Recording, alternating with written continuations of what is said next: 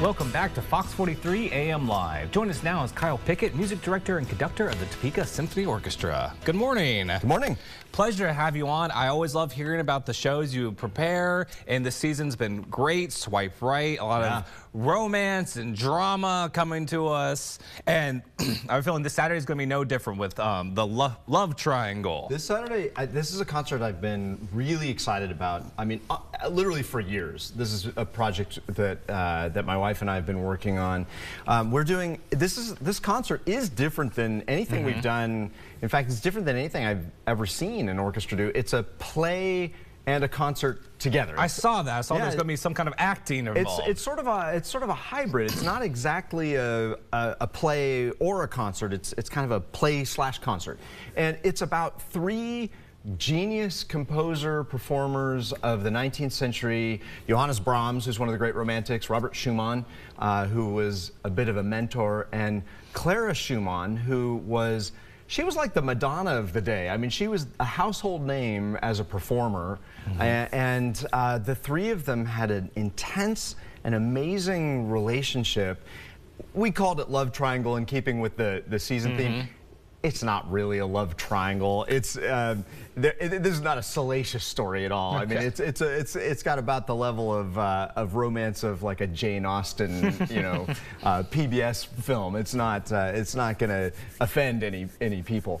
It's actually the story of Robert Schumann dealt with mental illness for much of his life, and Brahms comes into the lives of the Schumanns when Brahms is a young man, he's 20 years old, and invigorates this composer, Schumann, but Schumann is kind of on the verge of a breakdown and ends up going to an asylum, and the young Brahms becomes the go-between between Clara and her husband for 2 years while he was in the sun. It's an intense and amazing story. Some incredible music was created during this time, and so the orchestra is going to be playing the music, and then we have actors who are portraying these characters from history. That's amazing. So the music itself is created from these characters that we're seeing? The music is all by Robert, Clara, and Brahms. Okay. So these three characters, they are the composers of this music.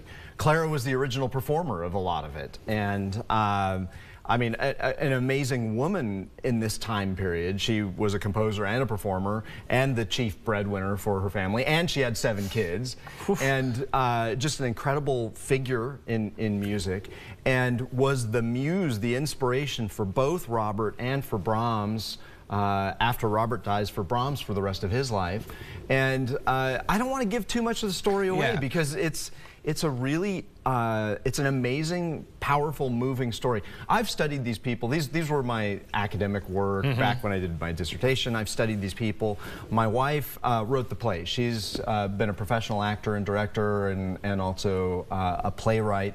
And we've talked about for years, why isn't there a film? Why isn't there a play about these people? And I have to tell you, even having studied them and thought about them for decades, when I saw the actors on stage portraying them, embodying them, it was so moving, it was so powerful to see that it changed and elevated my whole concept of these people. And so, we have these people. They are undoubtedly geniuses. These three are definitely on a different level than the rest of us, right? I mean, that's why we still play their music.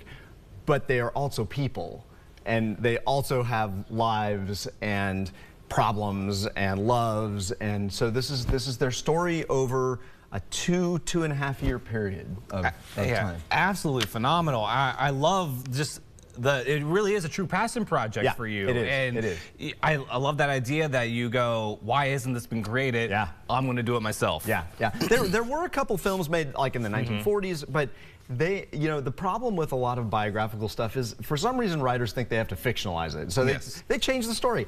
This is their story. So Alice, my wife, has taken their letters, their diary entries, their words, and you have to write it. You have to make connecting tissue for the story to hold together. But everything that is substantial that they say is something they said or wrote.